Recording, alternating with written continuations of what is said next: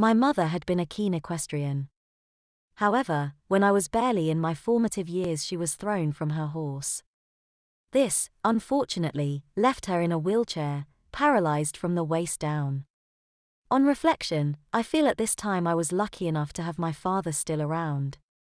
If I had done something to warrant discipline, it would now normally be a case of being sent to my bedroom, with the classic words, "Wait till your father gets home." On the occasions that this happened, my father would come to my bedroom, put me over his knee, and smack me over the seats of my trousers. In all honesty, for a father, he was fairly gentle with me, thus the discipline he met out did not really do me much good. One day, I was out playing in the garden. Mother was there too and talking over the fence to our left-hand neighbor, who I called Auntie Deirdre. Auntie Deirdre was in her late 50s and had 2 grown-up children. Mother was moaning about my lack of discipline when I heard Auntie Deirdre say, "Jeff needs a much harder spanking." As you may be able to imagine, I certainly cocked up my ears at that remark. Mother then said something to the effect that my father did not much like having to discipline me. Auntie Deirdre went on the reply, "Well, if you really want him to be smacked properly, I will happily come round and do it." I can tell you, it certainly kept my 2 on the straight and narrow. By now I was really getting very embarrassed. So much so that I decided that it would be in my best interest if I moved myself further up the garden to avoid hearing the rest of the conversation. It was at that moment my mother shouted at me, "Simon! Come here." Reluctantly and slowly I went back up the garden to where my mother and Auntie Deirdre were standing. Auntie Deirdre looked at me appraisingly, almost as if she was already sizing me up. Then to my horror, Mother came out with the following. "Auntie Deirdre and I have been talking. Your general behavior has been becoming quite unacceptable in recent times, and it is not going to be tolerated. So in the future, if you misbehave, Auntie Deirdre will be coming round to deal with you and will be giving you the smacked bottom you deserve. Do you understand?" I blushed deeply at the mention of something so embarrassing as corporal punishment, but managed a nod. "Have you been a good boy for your mother today, Simon?" Auntie Deirdre demanded. Fortunately, Mother answered for me. "Yes, he got a bit of a smacked bottom off his father last night, so he's behaving himself for now. At his age, his father should be taking the belt to his bottom," Auntie Deirdre shot back. "Well, see you behave yourself from now on, Simon, you won't like my medicine, believe me." For a few weeks, I was the best behaved son in town. Just the threat of Auntie Deirdre coming round to smack me appalled me.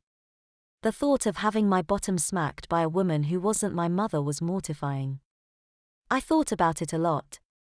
Would Auntie Deirdre use the belt she said my father should employ? As I say, I was well behaved for a long time. But such was the nature of me at that time that they can't be good for too long. I forget exactly what I had done naughty, but one afternoon, soon after I got home from school, Mother exploded on me and said, "Right, I'm ringing Auntie Deirdre." I begged her not to, but she was having none of it. She scooted her wheelchair over to the telephone and made the call. It was a relatively short one. "Right, young man, sit on the sofa, and we'll wait for Auntie Deirdre to come." I sat there, misery personified. I remember listening to the lounge clock ticking for what seemed like hours, but of course, it was only a few minutes. Before too long, we heard the back door open. This was in the days when doors were rarely locked, except at night, and Auntie Deirdre calling out, "We're in the lounge." Mother shouted back. Our neighbor came through the door. In her right hand was a wooden hairbrush. She sat down on the sofa next to me. "Well, Simon, what have you been up to?" she asked.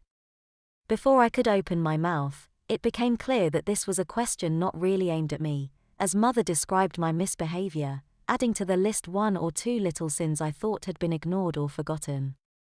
"Well, Auntie Deirdre," now looking me right in the eye, "it sounds to me like somebody needs his bottom smacked." My mouth opened in protest, but no words would come. "Yes, he does," Mother confirmed behind me to my horror. The room was a combined lounge diner. Auntie Deirdre got up, took a chair from under the dining table, and placed it in the center of the room, facing Mum's wheelchair.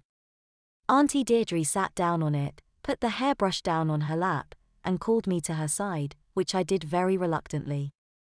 "A good smacked bottom," Auntie Deirdre said, looking me straight in the eye again. "This is what naughty boys need, isn't it?" That was another one that didn't need an answer from me. She picked up the hairbrush. "Lie over my knee." I did as I was told, being familiar with the position from my father's spankings. Auntie Deirdre pulled my shirt back a bit and put an arm around my waist. It was a grip of iron, and I was about to discover why it was necessary.